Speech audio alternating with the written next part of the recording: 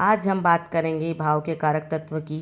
हमने पहले वीडियो में पहले भाव के कारक तत्व, दूसरे भाव के कारक तत्व, तीसरे भाव के कारक तत्व, चौथे भाव के कारक तत्व, पांचवें भाव के कारक तत्व, छठे भाव के कारक तत्व बताए हैं।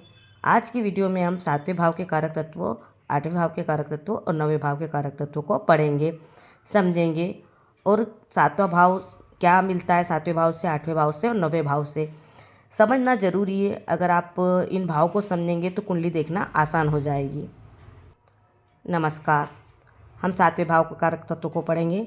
सातवें भाव से हम किस चीज़ का विचार करते हैं? सातवें भाव से हम विवाह का विचार करते हैं, जीवन साथी का विचार करते हैं, पार्टनरशिप का विचार करते हैं। सातवें भाव से जीवन साथी आपका कैसा रहेगा, प्रेम रहेगा कि नहीं, मित्रता कैसी रहेगी, मित्रता का विचार भी हम सातवें भाव से देखते हैं।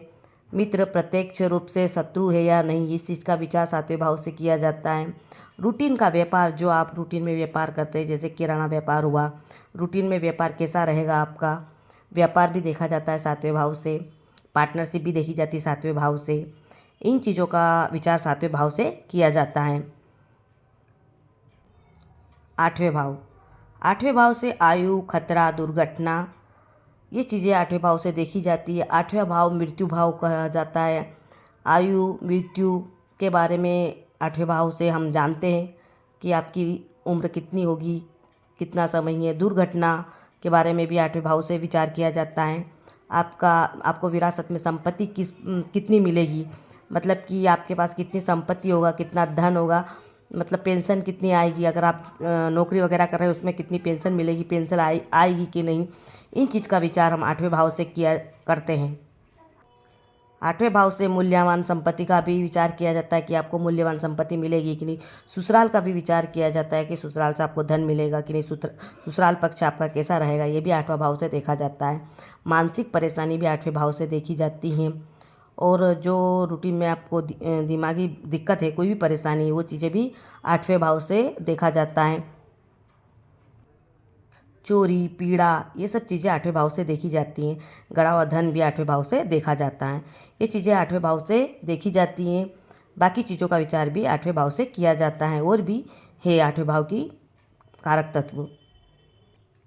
नौवें भाव, नौवें भाव के क्या कारक तत्व है और किन चीज़ों का विचार नौवें भाव से किया जाएगा, इस विषय में बात करेंगे। नौवां भाव भाग्य भाव है। पिता, गुरु, धर्म, ये सब चीज़ नौवां भाव दिखाता है। धार्मिक स्वभाव आपका नौवां भाव दिखाता है। चरित्र आपका नौवां भाव दिखाता है। लंबी दूरी की यात्रा, श्रद्धा, भक्ति, अध्ययन, उच्च शिक्षा, तीर्थ यात्रा, गुरु, पिता आदि सभी का विचार इन चीज़ों का नौवें भाव से किया जाएगा। अगर आपका नौवां भाव अच्छा है तो आपको सुख, समृद्धि और भाग्य का साथ मिलेगा। अगर नौवां भाव में कोई दिक्कत है तो परेशानी देखने में आएगी। उसी प्रकार सातवें भाव के स्वामी शुक्र बनते हैं, आठवें के मंगल और नौवें भाव के गुरु बनते हैं। इनकी पोजीशन को देखना भी जरूरी होता है। भाव के कारक तत्वों को पढ़ना जरूरी है। अगर भाव के कारक तत्वों को नहीं बताएंगे तो आप कुंडली नहीं देख पाएंगे। जब हम कुंडली देखना सीख रहे हैं तो शुरुआत ही भाव के कारक तत्व से होती है। अगर आपको भाव के कारक तत्व नहीं पता है तो आप कैसे कुंडली देख पाएंगे। कमेंट्स में कुछ बोलते हैं कि आप बार बार रिपीट करते हो। रिपीट नहीं करेंगे तो आपको समझ में नहीं आएगा। आपको समझ में आ रहा है, बाकी दूसरे को भी समझ में आना ज़रूरी है। आप अगर कुंडली देखना है तो शुरुआत से ही देखना होगा, ना कि आप आगे जाके देख सकते हो। जब शुरुआत बेसिक मजबूत होगा तभी जाके आप आगे का कर पाओगे। भाव के कारक तत्व, ग्रह के कारक तत्व समझ पाओगे तभी कुंडली देख पाएंगे हम। इसलिए हम एक एक करके भाव के और ग्रह के कारक तत्व बता रहे हैं। आगे की वीडियो में हम 10वें, 11वें, 12वें भाव के कारक तत्व की बात करेंगे। कुछ कारक तत्व रिपीट हो जाते हैं क्योंकि हम बताते जाते हैं, रिपीट हो जाते हैं।